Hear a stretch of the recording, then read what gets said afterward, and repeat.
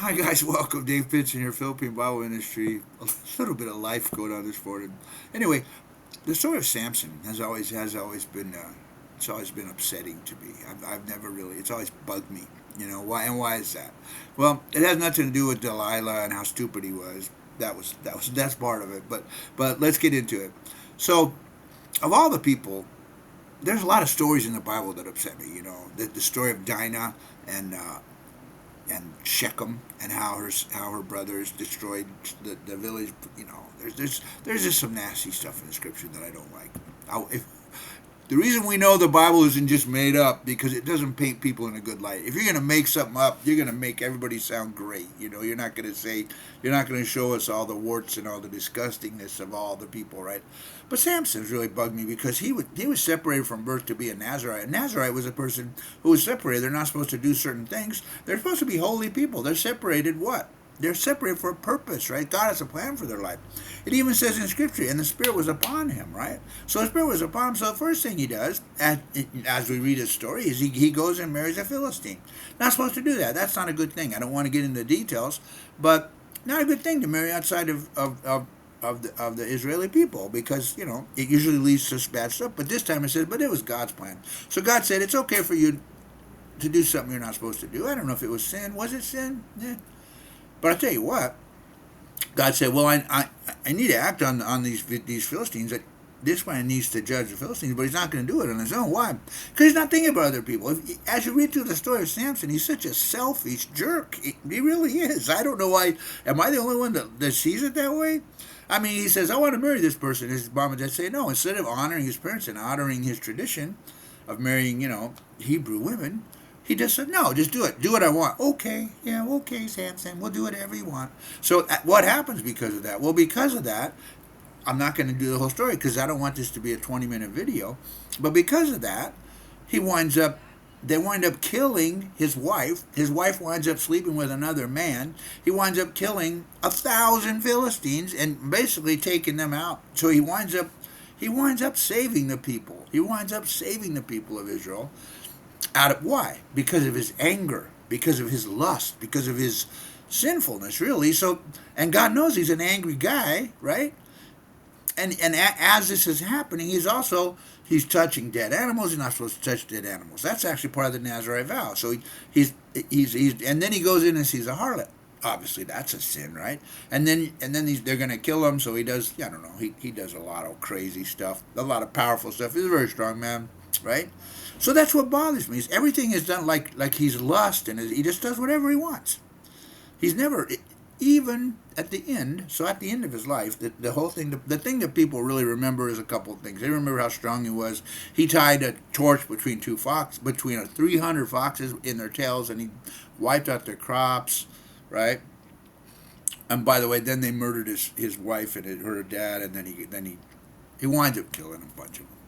And he does a lot. He lifts gates, and he kills 1,000 people with the jawbone of a donkey, right? And so he winds up he's so powerful. But then he does judge Israel for 20 years. So he does a good thing. What? Out of a bad ideas, out of a bad heart. He does a good thing out of a bad heart. So God will use bad things in this world, right? He will. Judas comes to mind, right? Did Judas do God's will? Yeah, he did. Was he a bad? Yeah, he was bad. He was evil. So to me, Samson seems like a very self-centered person. And then so what happens with Delilah? Well, that's another issue, right? And I don't know how this happens. It says he loved her, and then he loved her so much that at the end of the day, it seems like arrogance because he's like, God will never harm me, and he even goes, although he knows that she's setting him up, but he doesn't care because I think his lust for her and his desire for her, whatever it is, it says love, but I think it's a different kind of love. It's not the same. It's not agape love, I don't think, especially the way she loved him because she was treacherous, right? She just wanted the silver. She didn't care. So he knew what she was doing because every time he told her, then that would happen, and then he would rip him off and beat him up or kill him. I don't know what he would do. And he finally just got so sick of it, he just told her the truth. But I think was it the truth? Was it his hair that gave him strength? It does say his hair grew back, so maybe it was. But I think it was like his disobedience, and God finally pulled the plug and said, "I'm done with you, man. You don't. So they capture him. They take his eyes out, and they make him push this grinding mill around, and then they put him in this big celebration. Thousands of people in this temple of Dagon, and he says, "Let me touch this." And then, so what is his prayer? Here's his prayer. Ready? Lord, let me revenge myself. Let me die here and revenge myself. So once again, yeah, did God use it to destroy the Philistines? He did. But what was Samson's? What was his motivation? Revenge. Is that a godly thing? It's not a godly thing. So I read the story and I'm like, huh. He's one of the judges that is not. He's not a good person. He's not a godly person. Now I don't know.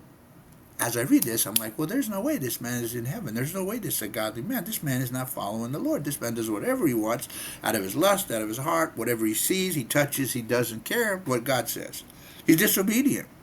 But then I wonder, and here's the reason I think Samson's okay. And here's what sort of saves the day for the whole story and makes me just go, huh. At the end of the day, Samson is in the Hall of Faith. What's the Hall of Faith? Hebrews 11, I think it is. Hebrews 11 has a list of all these people by faith. They did all these amazing things. Stopped lions, did this and that, overthrow kingdoms by faith. And Samson's in there. So because Samson's in the Hall of Faith, he must have repented. So here's my best guess, my best guess that I can redeem Samson a little bit, at least in my mind. You may have never thought about this. I always think about weird stuff. Because as I'm reading this, I think this is like a real story, and I want to know what's behind it. I think when he got his eyes taken out, and he's in prison, he lost his strength, and he basically lost his arrogance. I think at that point, when he was humbled, I think he actually asked God to forgive him. I do, and I think that's why he asked the Lord to give him strength to destroy that place, because he had faith that that would happen. So. I do think that he's been redeemed. And the scriptures say God uses all things. What does it say? God will work all things to the good to those who are called for His purpose, right? And His purpose was to destroy the Philistines, right? But at the end of the day, like I said, because he's in the Hall of Faith, I think that he repented. So, all right, Samson. But I don't like. I don't. Here's the other thing I have. Well, I was just thinking about this. I'm almost done. I'll close with this. I'm so grateful that we have the New Testament. If I was an Old Testament, like someone who believes in the Torah today, I would not have that confirmation in Hebrews that Samson was anything, and I would just be stuck with this awful, lustful, angry man who is somehow the judge, right? And I would just be, yeah, this is what happens. You can be angry, and God will use you to kill people, to take over, to do His will. It's okay. And you could use that to justify stuff, right? But I'm so grateful and thank God that we have the New Testament, which give us the conclusion of the story, right? So, yeah. So God bless you guys. Ta-ta for now.